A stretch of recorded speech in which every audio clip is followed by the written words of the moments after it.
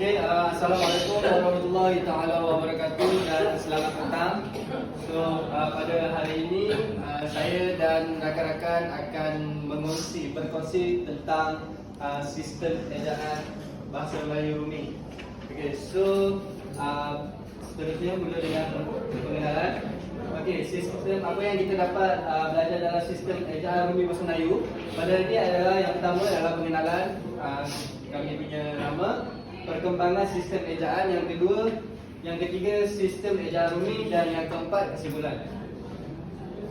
Seterusnya saya perkenalkan pasukan kami. Yang pertama Muhammad Haikal Hazim. Yang kedua Ahmad Zikri. Dan yang ketiga saya sendiri, Muhammad Nur Daniel. Seterusnya hasil pembelajaran daripada sini apa yang kita akan dapat di akhir nanti adalah yang pertama ialah kita dapat mengetahui menerangkan perkembangan sistem ejaan bahasa Melayu, bermaksud peredaran zaman daripada masa ke semasa lah. Maksudnya daripada dulu guna ejaan apa sampai sekarang ni. Yang kedua, membandingkan sistem ejaan asli bahasa Melayu dengan sistem ejaan pinjaman. Kat dalam tu nanti dia akan terangkan juga. Dan yang ketiga adalah dapat menganalisis kesalahan ejaan. Yang pertama perkembangan sistem ejaan. Sedia maklum kita dapat tahu bahawa sistem ejaan di Malaysia ini berubah-ubah daripada zaman ke zaman.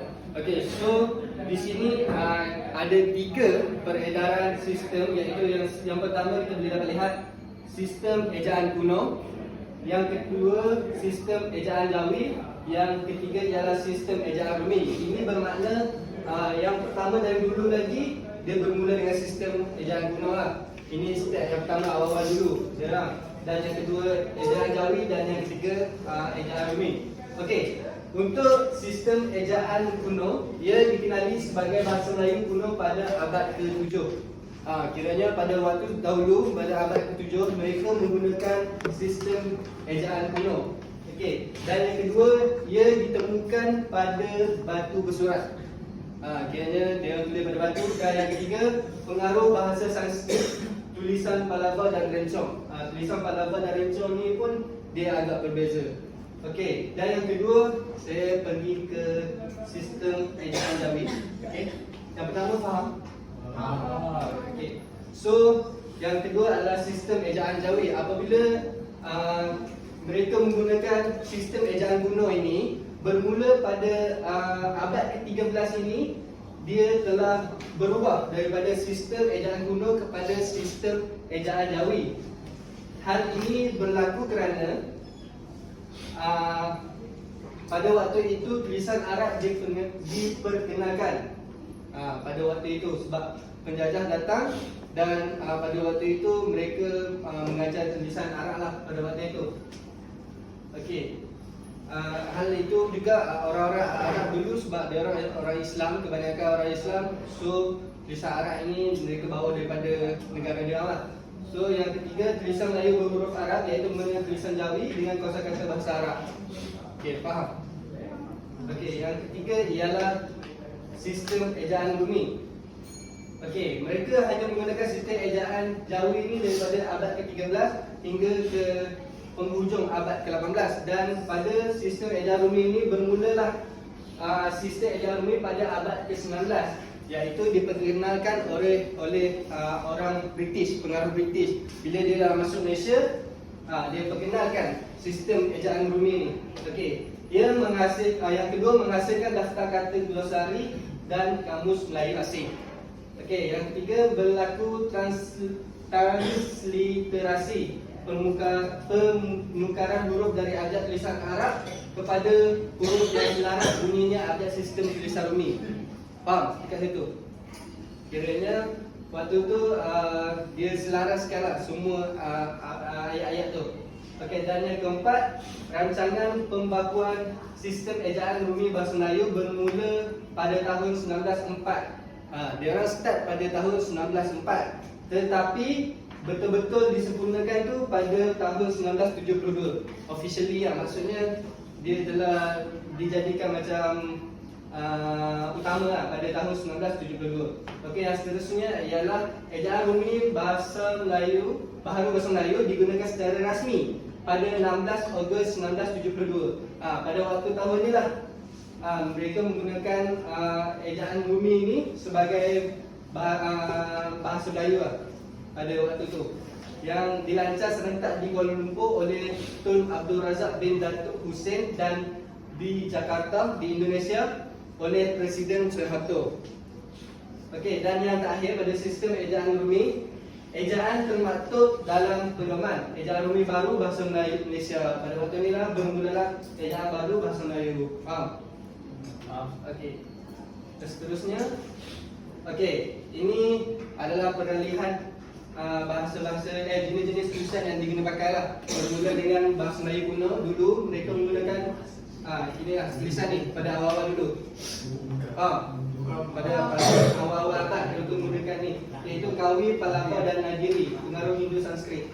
Okey, pada seterusnya orang Arab masuk ke tanah Melayu, mereka bawa bahasa Jawa, tulisan Jawi. Nampak kan? Semua pernah tengok kan? Okey, bahasa Melayu klasik. Hal ini dimakan oleh pengaruh bahasa Arab lah, yang membawa agama Islam. Diorang masuk dan dia bawa sekali dengan tulisan Arab ni, tulisan Jawi. Okey, dan yang seterusnya yang kita digunakan pakai sehingga sekarang, iaitu bahasa Melayu moden. Okey, ini orang panggil tulisan Rumi. Okey, dibawa oleh pengaruh penjajah British. Setakat ni faham tak peredaran jenis tulisan? Ni daripada nenek moyang kita dulu-dulu macam mana? Mesti tak pernah tengok kan? Kan tak pernah tengok. Yang ni pernah tengok lah. Okey, yang ni bahasa Melayu kuno digunakan dulu lah masa awal. Okey, seterusnya saya serahkan sistem ejaan Rumi kepada Ahmad di Zikri. Okey, sistem ejaan Rumi ini terbahagi kepada 5. Yang pertama, sistem ejaan Wilkinson. Yang kedua, sistem ejaan Zaba. Yang ketiga, sistem ejaan Raja Asia. Yang keempat, sistem ejaan Kongres. Dan yang terakhir, sistem ejaan Bahasa Melayu Baru. Seterusnya, sistem ejaan Wilkinson ini ia diterbitkan pada 1904 pada bulan Oktober. Dikenali sebagai Romanis Malay Spelling. Sistem ini transliterasi ejaan Jawi teramai dibuat secara fonetik. Seterusnya, sistem ejaan Zaba Muda. Zaidan Abidin bin Ahmad merupakan seorang pertama kali orang yang pertama dalam menyusun sistem tersebut. Perubahan sistem ini berlaku pada sebelum Perang Dunia Kedua dan ia dikenali sebagai sistem ejaan sekolah ataupun sistem ejaan Zaba yang dimulakan oleh Zaba dan MPSI. Dan Zaba sendiri membuat rujukan berdasarkan 4 buku, iaitu buku ilmu bahasa Melayu Penggal pada tahun 1926, buku pelita bahasa Melayu Penggal 1941, daftar ejaan Melayu Jawi Rumi 1949 dan pelita bahasa Melayu Penggal 1, 2 dan 3 pada tahun 1993. Seterusnya kita pergi kepada sistem 1995 maksud saya. Seterusnya kita pergi kepada sistem ejaan Raja Asia. Sistem ini boleh dikatakan pada pemerintahan Jepun lah. Ia digunakan ketika majalah Dewi Minggu pada tahun 1943. Cubaan pertama bagi menyatukan ejaan bahasa Melayu di antara Malaysia dan Indonesia. Seterusnya saya bagi kepada Muhammad Iqbal.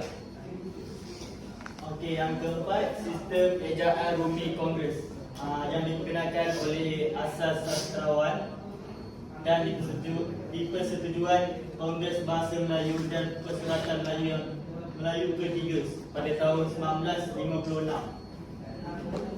Sistem ejaan Rumi Kongres ini juga tulisan rasmi tidak mengabaikan tulisan Jawi.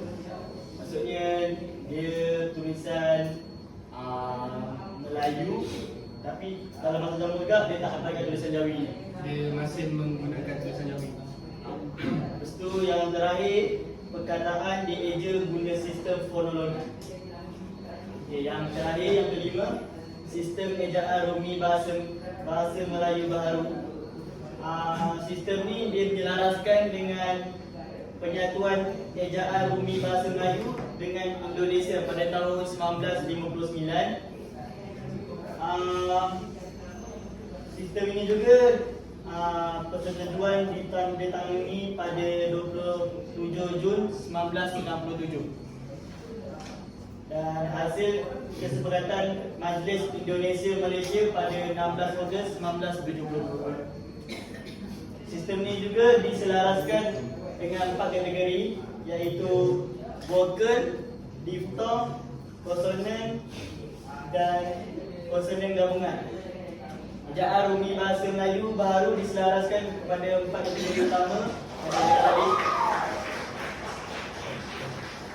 Okey, untuk vokal ni macam kita tahu lah, huruf A, E, I, O, U, lesson dia.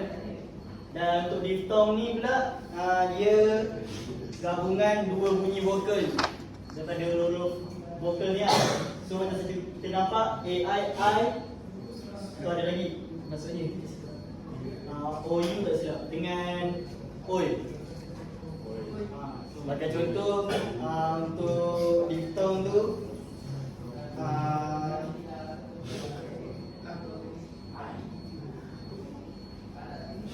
macam kalau contoh ayat untuk diftong tu macam AI tu IDV3 lah, sebab AI tu kat depan kan. Untuk diftong. Okey. Untuk konsonan ni pula, huruf konsonan dia selain daripada huruf vokal lah, maksud huruf B, C sampai ke Z kan. Kecuali tak ada huruf A, E, I, O, U. Dan konsonan gabungan ni pula, daripada huruf konsonan ni digabungkan macam huruf HG, KH, NY, NG dan SY. Sebagai contoh, huruf aiskrim ke stop, macam aiskrim ada K dengan R. Faham?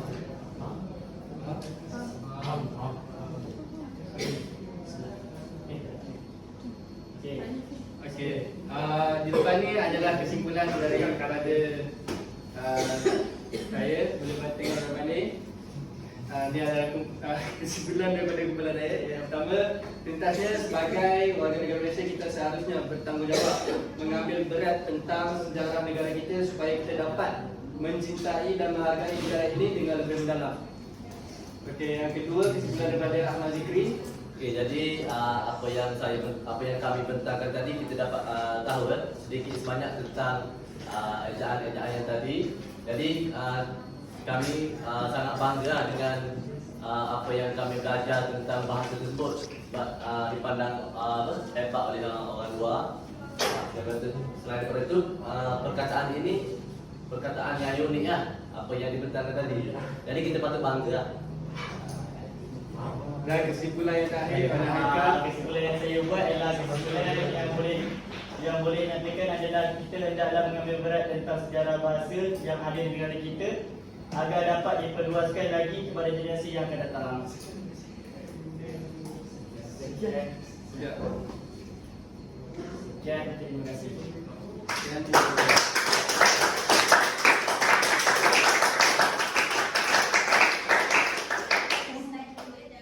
Okey, ada apa soalan kepada rakan-rakan? Boleh buka soalannya. Siapa-siapa yang nak tanya soalan? Semua faham? Faham tak pada edaran dari depan tu yang kita dapat kat depan tadi lah. Apa yang kita dapat belajar daripada tadi, hasil pembelajaran kita. So semua dapat tak objektif ni? So daripada situ kita tahulah menerangkan perkembangan sistem ejaan bahasa Melayu. Kalau sebelum ni ramai yang tak tahu sebelum ni perkembangan bahasa tu macam mana kan, sistem ejaan tu macam mana. So hari ni semua dapat tahulah tentang tu. Yang kedua, membandingkan sistem ejaan asli bahasa Melayu dengan sistem ejaan pinjaman. Dan kita menelisik kesalahan ejaan. So ada soalan tak? Tak ada. Cuba slide je. Slide.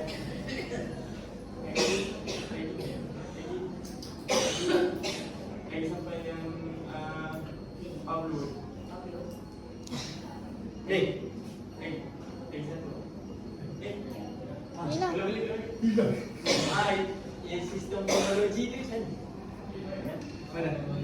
Guna sistem fonologi. Pakai nama di Kata dia ke sistem fonologi. Fonologi itu ialah kajian tentang bunyi ya. Bila dia baca gini ya. A hurufnya bunyinya A. Fonologi ya. Maksudnya fonologi juga dia cerita bagaimana bunyi itu keluar, ada tugas mana yang terlibat. Ya. Hurufnya A dan bunyinya I.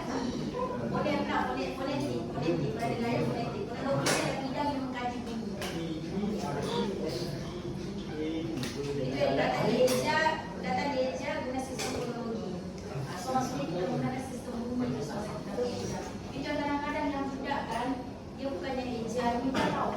A, R, Y, N yang tak dia orang semua guna